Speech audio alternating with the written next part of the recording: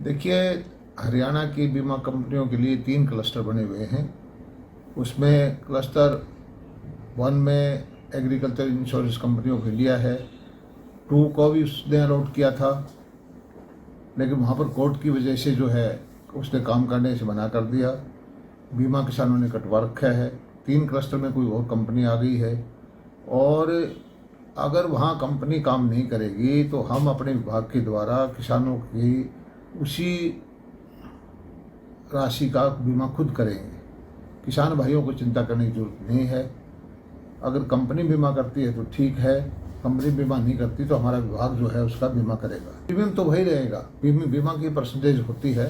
ये फैसला हम कल हमने मीटिंग की थी, ये फैसला हमने कर दिया है कि कंपनी नहीं होगी तो विभाग हमारा जो है उसका बीमा करेगा किसानों का। हम किसान हित में फैसला लेने में देरी नहीं करते। हमारी पिछले हफ्ते वीसी हुई थी केंद्रीय मंत्री मनसुख मांडविया जी से, और उन्होंने बताया कि खाद पर्याप्त मात्रा में उपलब्ध है। हमारे पास भी जो स्टॉक है अभी डीएपी और यूरिया का पर्याप्त है, और जितनी खाद हमें चाहिएगी उन्होंने देने का भी वायदा किया है। हमारे मुख्यमंत्री जी ने भी 2 दिन पहले केंद्रीय मंत्री से बात की, और किसी भी तरह की समस्या जो खाद की नहीं रहेगी। खाद भारत सरकार हमें दे रही है। ये सही है कि बाजरे का बाज़ार भाव जो हमारा एमएसपी है उससे नीचे है। अभी तक सारा बाजरा जो है केवल 10,000 मीट्रिक टन आया है। एक हफ्ता हम देखते हैं कि भाव क्या दिखता है, तो जो भावांतर भरपाई से हम बाजरे के जो पैसा डालते आए 2 योजना से, या तो पैसा डालेंगे, नहीं तो हम जो है एमएसपी पर सारी जो है खरीद को शुरू करेंगे। किसान भाइयों को डेस्परेट सेल करने की जरूरत नहीं है।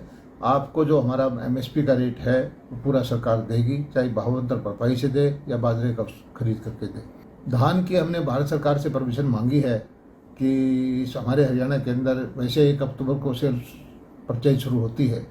हमने कहा है कि इसको 20 तारीख से शुरू करवाया जाए, ताकि जो जल्दी जिसने बोया है, जल्दी आने वाला धान है, किसान को कोई समस्या ना हो।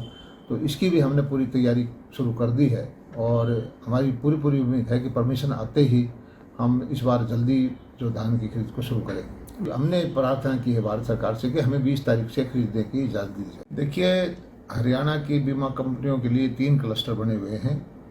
उसमें क्लस्टर 1 में agriculture insurance company of India है। 2 को भी उसने अलॉट किया था, लेकिन वहाँ पर कोर्ट की वजह से जो है उसने काम करने से मना कर दिया। बीमा किसानों ने कटवा रखा है। 3 क्लस्टर में कोई और कंपनी आ गई है, और अगर वहाँ कंपनी काम नहीं करेगी तो हम अपने विभाग के द्वारा किसानों की उसी राशि का बीमा खुद करेंगे। किसान भाइयों को चिंता करने की जरूरत नहीं है। अगर कंपनी बीमा करती है तो ठीक है, कंपनी बीमा नहीं करती तो हमारा विभाग जो है उसका बीमा करेगा। प्रीमियम तो वही रहेगा। बीमा की परसेंटेज होती है।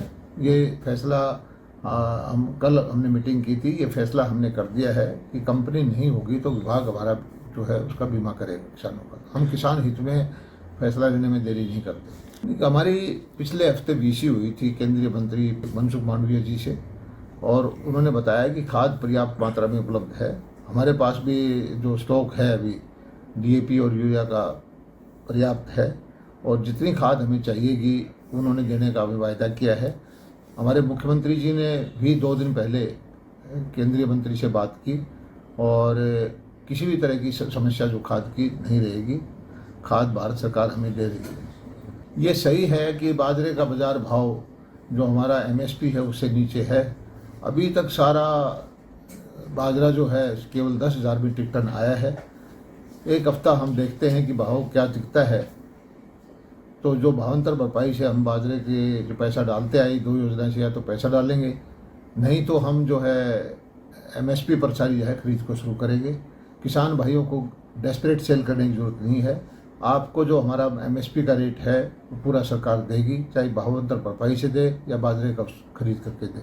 धान की हमने भारत सरकार से परमिशन मांगी है कि हमारे हरियाणा के अंदर वैसे 1 अक्टूबर को सेल परचेज शुरू होती है।